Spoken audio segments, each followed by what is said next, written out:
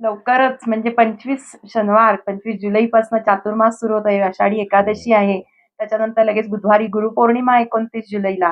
त्यानंतर येणारे उत्सव म्हणजे सिद्धारूढ पुण्यतिथी असेल, श्रीकृष्ण जन्म आहे, आईंचा वाढदिवस आहे आणि चातुर्मास 9च्या 9 एकादशा.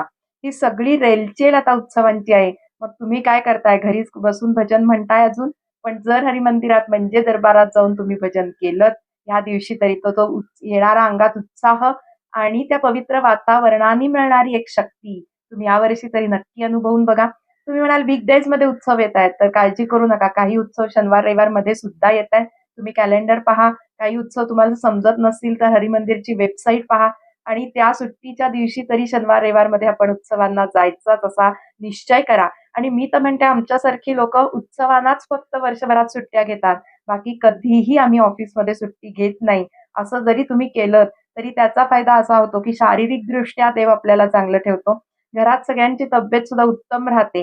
कारण ह्या भक्तांनी भजनासाठी, उपासनेसाठी सुट्टी घेतली आहे ह्याची नोंद वरती केली जाते. मग तुम्ही आता कसली वाट बघताय? उठा, उठा. एकादशी येत आहे, गुरुपौर्णिमा येत आहे. सगळ्यांनी सज्ज व्हायचंय. सगळी कामं आधीच करून ठेवायची आहेत. सुट्ट्या काढायच्या आहेत आणि हरिमंदिरात सेवेला आणि भजनाला नक्की जायचं आहे.